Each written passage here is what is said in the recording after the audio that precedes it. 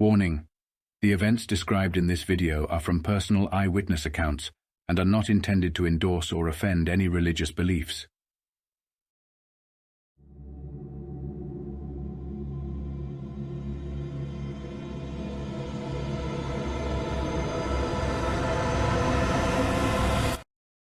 Tonight we have a true story about how the winding paths of our lives often lead us repeatedly to where we need to be.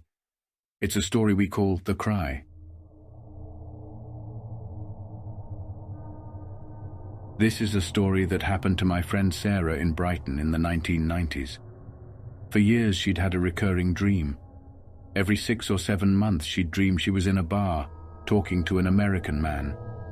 He said he'd heard she did cleaning work, and asked if she would be interested in a job cleaning his flat. In the dream, when she entered the flat, it was like some horrible nightmare. It was dark, damp and full of cobwebs. None of the lights worked, and the only light came from the street lamps outside. One of the bedrooms was full of terracotta pots stacked up to the ceiling, and more. A dark figure stood in the corner of the room staring at her, and it spoke. "Help me! Help me!" It repeated. It was terrifying. At that point she always woke up. She had some mediumship abilities but had never tried to develop them. She often wondered what this dream meant, but she didn't tell anyone about it.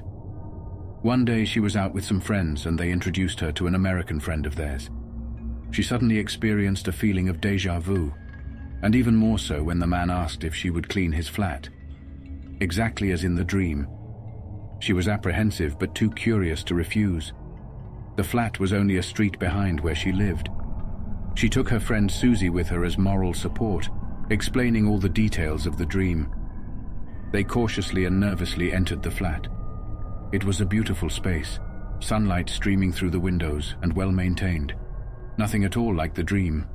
The bedroom had no terracotta pots and no feeling of dread. "I think you'd better look at this," Susie said, and took Sarah to the window. The view was down into some sort of merchant's yard, and it was full of row upon row of terracotta pots all stacked up on top of each other. They started to clean the flat, and when they got to the kitchen they both felt a feeling of nausea and dread. "Come on, let's hurry up and clear out of here," said Susie, and they completed the work as soon as they could. The dream continued every few months as before.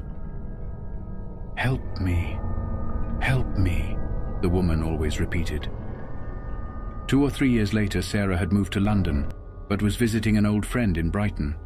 One night they were both invited to a house party. When they got there, Sarah was horrified to find it was the same flat from the dream. After a few drinks, she got chatting with the new owner of the flat, and she told him the whole story. All about the figure in the bedroom asking for help. He suddenly looked serious.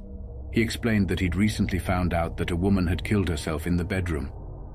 But the strange thing was, the flat had been redesigned so that the kitchen now stood where the bedroom had been. So that explained the nausea both she and Susie had felt in the kitchen. It all made sense. But why the recurring dream?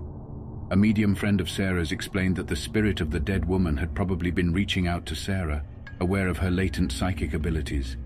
She was literally only a few doors away. She had been guiding her to the flat in any way she could. The medium agreed to visit the flat and perform a ceremony to help the spirit move on. After that, the dream never returned. The spirit had been calling out to Sarah over all those years through the dreams, just desperate for help to move on. We have to hope she is now at peace.